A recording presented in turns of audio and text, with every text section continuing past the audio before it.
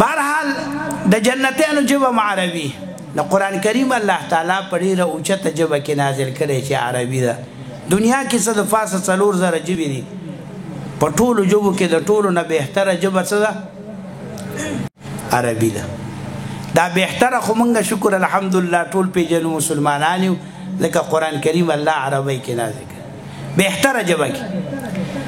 او دا بے خونده به درته زه ووایم د ټولو ژبو نه بېکاره ژبه بې خونده ژبه غیر فصیحه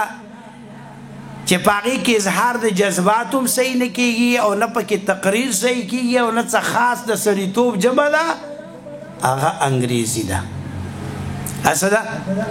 که چا پکې پیشدي کړي نو خفه کېږي دی نه دا کمال دی ولیکي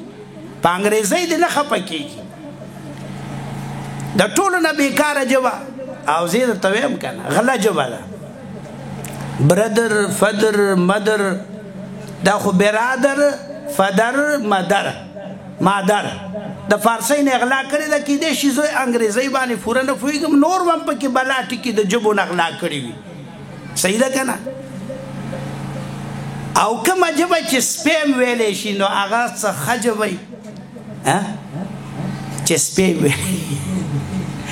او درېیمه دا ده چې په کومه ژبه کې اظهار د جذباتو نشي کېدلی د امریکې او د برطانیې صدر چې غوسه شي او تقریر کوي نو ته به وایې چې خوله کې د پېښور کلون نیولي اړی راړی حضرت شیخ صاحب رحمت الله تعالی علیه وفرمایل چې انګریزي زده کوئ دا یو ژبه ده په دې خپل کار کوئ ضرورت پوره کوئ نن سبا د انګریزۍ نه بغیر ډېره ګرانه خبره لیکن دوه کاره مه کوئ یو برید متاووئ په انګریزۍ باندې چې زما کمال ژبه خو عربي ده او دویم دا چې بلا ضرورت یې مه وایئ بلا ضرورت یې په کار دا ده چې پښتون داسې وي چې دا چاته پته نه لګېږي چې دته انګریزي م یاده ده که نه داسې پښتو ووایي اوس خو ستاسو لیډر چې تقریر کوي په اردو کې یا پښتو کې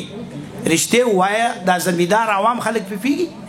خو انګریزي پکې که نو چې کومه او داسې به دا اوس موجوده بعضې سکولونه چې دي دا هم د خلکو نه دا پښتو یری او انګریزي ورته یادوي بچی څوم کې د عاجزو خو 1 کې یم څوم کې 2 کې یم یاره زه خو 2 نه پېژنم بچیه 2 څه شی دا ورته نه وایي چې زه اول کې یم دویم کې یم درېیم کې یم څلورم کې یم په کار دا ده چې اول دا ډېر ناقص نظام دی نصاب دی چې خپله ژبه تېره کړي نه په کار دا ده چې خپله ژبه کې تعلیم ورکړي خپله ژبه کې انګریزي دې یاده کړي خو پښتو دې نه هېروي سمجھ کې راغله که یو ځل زموږ مدرسه کې یو خبره وشوله چې دا سبقونه به اردو کې ښیو یو تجویز پیش ما مخالفت وکړه مې ولې آخر وجه څه ده د دې ما ورته تاسو طالب باندې 2 بوجه واچول او په استاد باندې استاد به اردو م یادوي او سبق به م یادوي طالب به اردو م یادوي سبق به م یادوي یو دویمه خبره دا ده چې قرآن کریم کې الله تعالی فرمایي وما ارسلنا من رسول الا بلسان قومه الله تعالی هر قوم ته پیغمبر د هغه په ژبه کې رالیږلی او پیغمبر د هغې امت استاد او معلم وي په بله ژبه کې نه دی رالیږلی چې ترجماني ورته وکړي لکه ترجمان خطا کېږي که نه نو چې هر کله الله معلم پیغمبر د امت هغه د امت په ژبه رالیږلی دی نو اوس زه چې پښتو کې څنګه پښتانه پوهولی شم داسې په اردو کې جماعت کڑا ہے او کڑی ہے بیا به دا فرق څوک کوي لکه مذکر مؤنث آیا ورته ویلی ادھر تو کوئی مؤنث تو نہیں ہے خو جماعت خو مؤنث دی که نه سمجھ کې راغله که نه اول نمبر ژبه م زده کړه هغه خو دا نظریې خبره ده مسلمانانو ټولو نه بهتر ژبه عربي او دویم نم آخر کی جبا ټولو نه آخر کی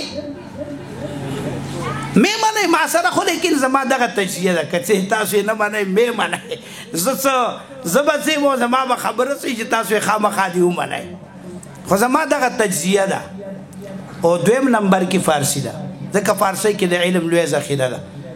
او دریم نمبر کې که ځان څه ظلم نه کوئ نو پښتو ده